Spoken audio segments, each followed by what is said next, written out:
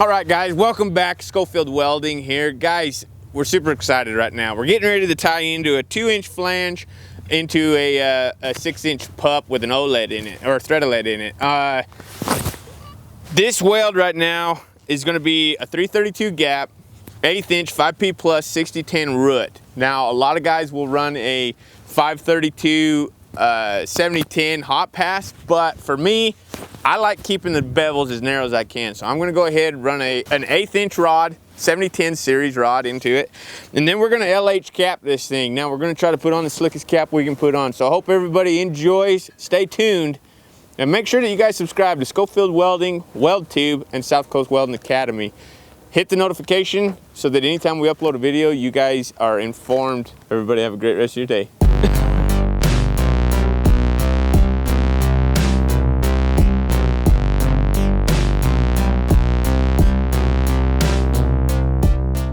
Okay.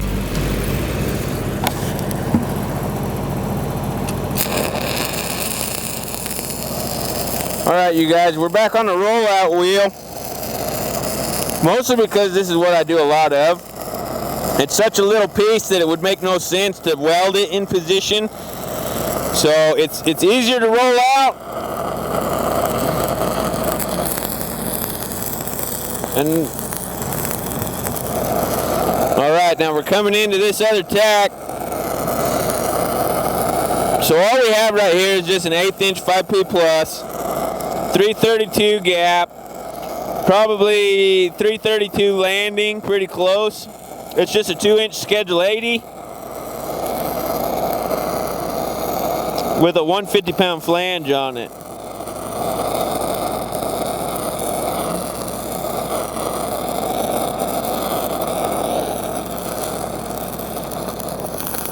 Oh man, yeah, that went in good. So we're gonna hurry, grind this up a little bit. We're gonna go into the hot pass, which is gonna be an 1/8 inch 7010 series rod. Let's go ahead and get this one welded together.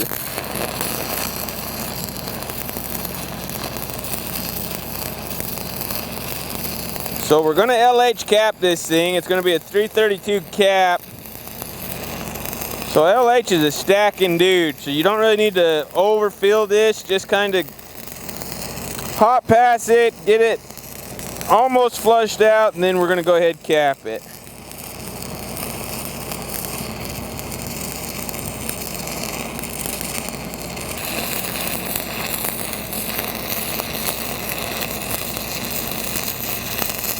Sometimes being a little hotter in a windy situation is gonna help control that puddle.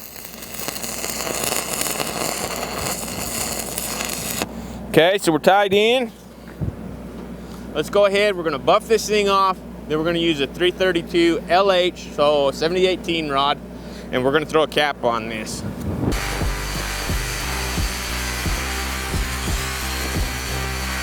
All right, you guys, we're gonna go ahead and run the 332 LH 7018. It's gonna be about 100 amps, and we're gonna do it all right here in a rollout situation, so hopefully, as long as everything goes great, it's gonna slick out just real nice.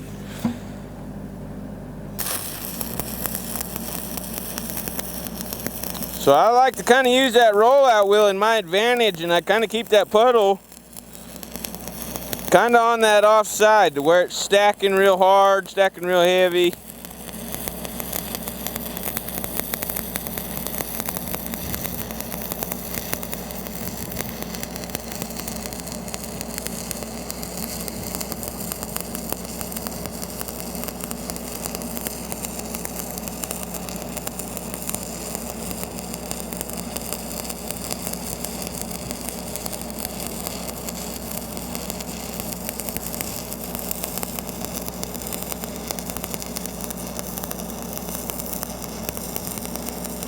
Now some companies, depending on the spec, guys, a lot of this has to do with the spec on if you're gonna LH from the root out, or if you can just put an LH cap on it, whatever, all right?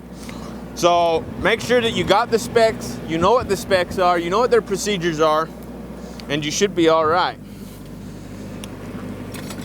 We're gonna go ahead and kind of knock this slag off a little. Give us a clean tie-in.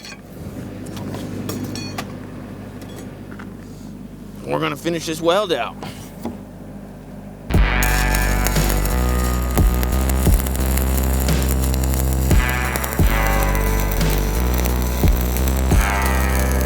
Now I'm gonna pause, let that sit there for a sec, pull off of it. All right, you guys, like I said, every now and then it works out real nice on the camera, all right? Right now, not all the time are you gonna be able to do that. Like I said, check your procedures, make sure everything's kosher with your inspector and the way they wanna do it. Hopefully everybody enjoyed. Hope that you guys were able to pick up on a few things, little tips, little ideas, little tricks, and hoping that it's gonna help you out in the future. Guys, be sure to subscribe. Schofield Welding, Weld Tube, South Coast Welding Academy. Hit the notification button. That way, anytime there's a video uploaded, you guys are some of the first to get it, all right? Everybody have a great rest of your night. Be blessed, and we'll talk to you later. See ya.